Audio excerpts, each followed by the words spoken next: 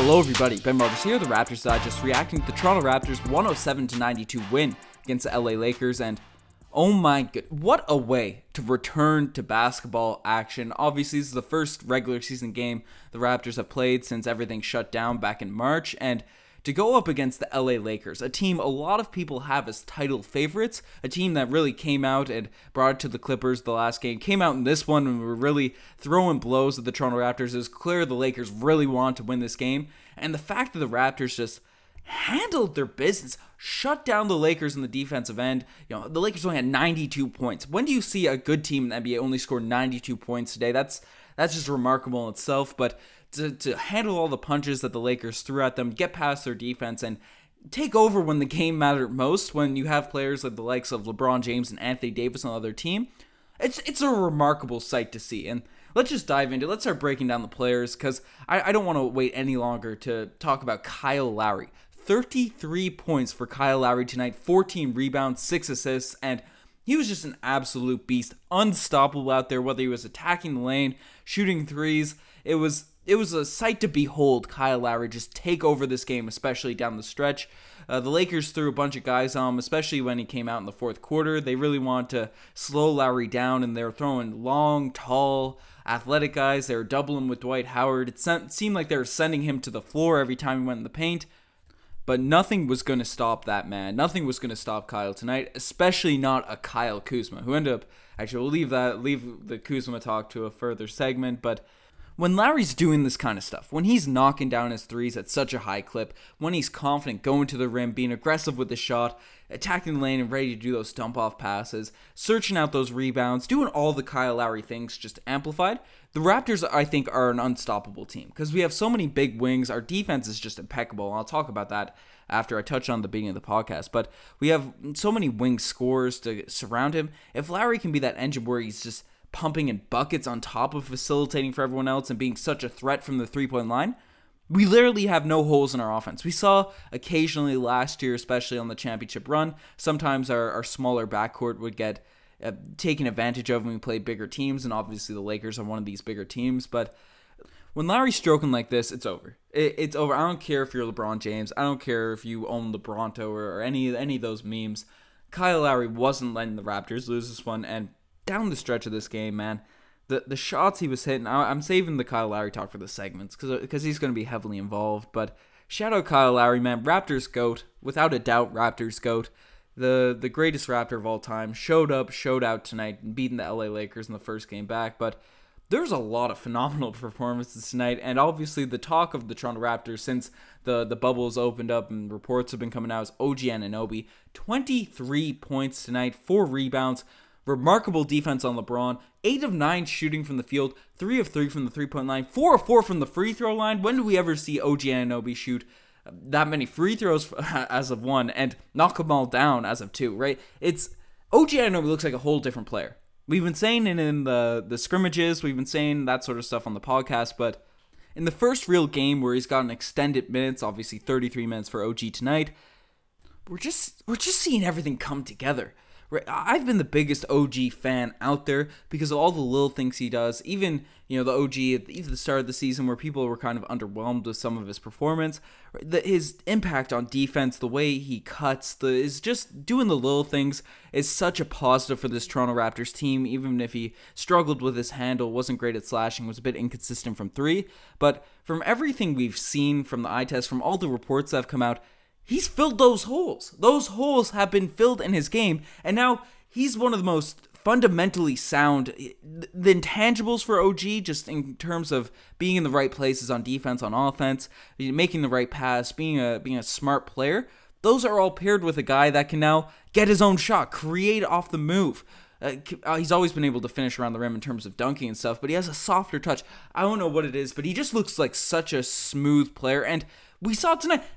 He's not forcing his game. He only took 9 shots. He had 23 points on 9 shots against LeBron James. LeBron James was there on defense trying to guard OG, and I just can't get over this, man. I can't get over if OG's playing at this sort of level. Not obviously, we don't even need him scoring 23 points. OG's putting in 15 points per game. If we can continue to count on Kyle Lowry's at least 20, it's It's going to be tough to beat us, man. It's going to be tough to beat the Toronto Raptors team. We have so many options. Pascal Siakam didn't even have a great night tonight. 5 of 17 from the field, 15 points, 9 rebounds.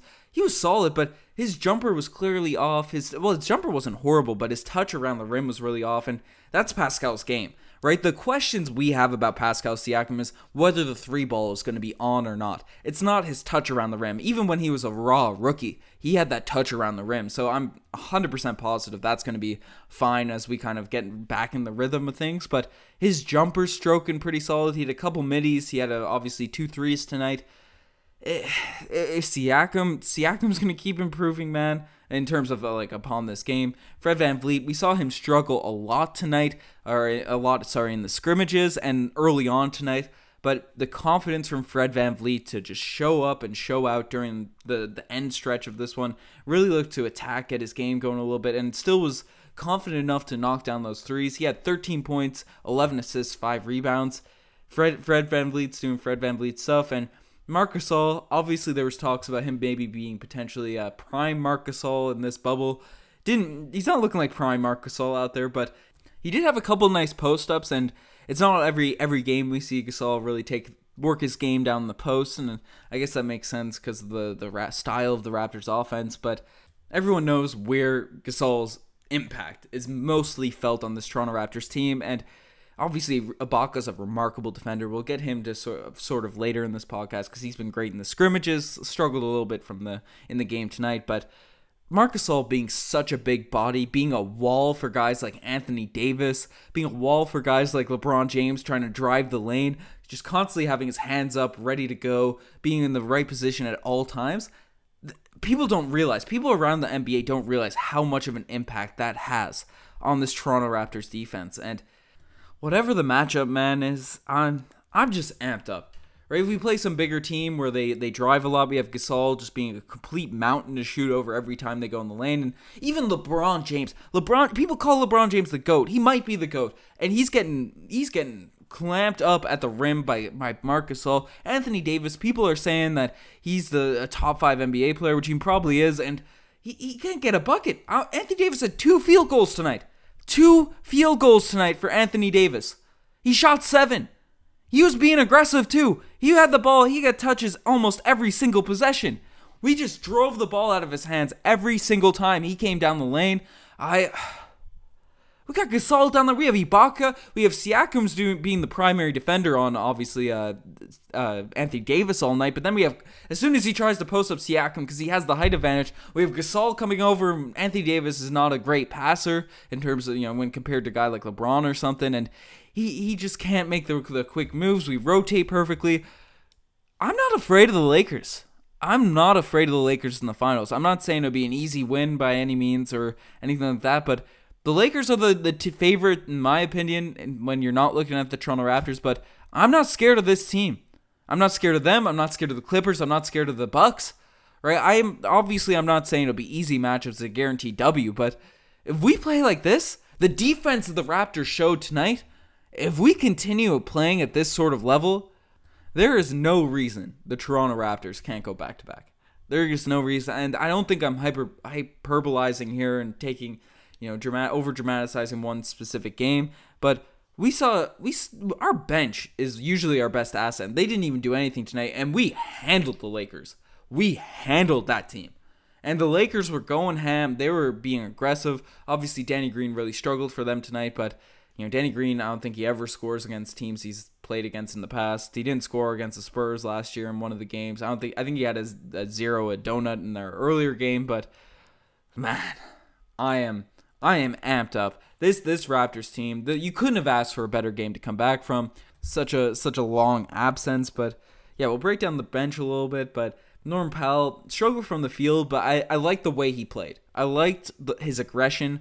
The shots weren't going in. He was a little bit chaotic, but those layups were going down for Norm once the season was coming to a close. Honestly, all year, those takes, those aggressive drives he was having, they were going in every single time. So, as similar vein of Siakam, I'm not worried about the touch around the rim with Norman Powell. I thought he played a solid game, even though he's a minus 22 for the game. Serge Ibaka, obviously been a monster during these scrimmages, but I don't know if the LA Lakers are the perfect matchup for him, as obviously they have two longer guys. Serge likes to get his game going in the paint a little bit and then stretch out from to the 3-point line. But yeah, I think Gasol's skill set is better suited against a team like the Clippers, whereas different matchups, we'll see Serge get the best of other teams. But yeah, Serge, 4 points, 4 rebounds. Could have had a better night. Was a little bit shaky, but I think he played fine. Really solid on defense once again. Had a bunch of fouls. TD, I'd like to see TD be more aggressive.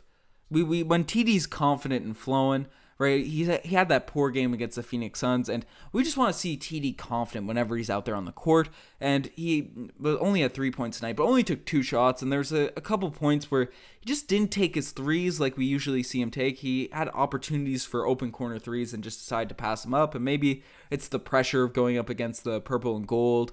And obviously TD is only a rookie, an undrafted rookie at that. So we always rave about TD's confidence, and that's his asset. So we need to continue to see that from Terrence Davis. Got some Matt Thomas run, didn't really do much with it. Wasn't horrible on defense though, so I guess that's a positive. But yeah, this game was awesome. This game was straight up awesome. The way the Raptors were able to just completely contain LeBron James and Anthony Davis. Obviously, you can't just stop those guys, especially LeBron, but you can contain them if you have the right defensive schemes. Your team is focused on a string and ready to rock. And we were hoping, we said we'll let Danny Green and those guys try to beat us, and obviously they couldn't. We know what Danny Green kind of does in high pressure situations over the past couple of years, but yeah, Anthony Davis, only 14 points, 9 of those were on free throws, and a lot of them were just really whack reaching calls against Anthony Davis. 2 of 7 Anthony Davis only took 7 shots, and he got the ball. The ball was in his hands a lot of this game. It wasn't like they were just chilling or taking the day off, or so to speak. The Raptors really just took it to the LA Lakers, and they got the best of them. They got the best of the Lakers tonight. Obviously, we swept the season series against the Lakers right now.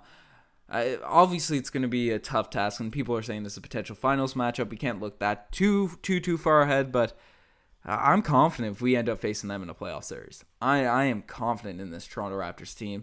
Maybe I'm being a homer or something, but yeah, let me know in the comment section below if you're confident going up against this Lakers team. Obviously, I think the biggest test for us will be the Bucks. I think that's the team, in my opinion, to beat. So we'll see what happens when that game comes around. But yeah, let's swing into the segments. And tonight, the spicy Pele of the day, let's go into our guy Kyle Lowry, dropping the 33 piece. And for a 2-minute stretch, Kyle Lowry just completely owned Kyle Kuzma. Was driving into him. The Lakers, I think, went with the strategy of throwing a longer, taller guy on Lowry, and just didn't work. You're throwing Kyle Kuzma on Kyle Lowry. That's foolishness. Kyle Kuzma cannot keep with that guy. He's not even stronger than Kyle. Kyle was driving into him every time, bullied him, and all Kuzma could do was foul. That's all he could do. I think he got 4 fouls in the stretch of 2 minutes, maybe, in the fourth quarter when the Raptors really just blew this one open. And yeah, it was all culminating, right? Lowry made a couple really nice drives. Kuzma just couldn't keep with him. But the one that really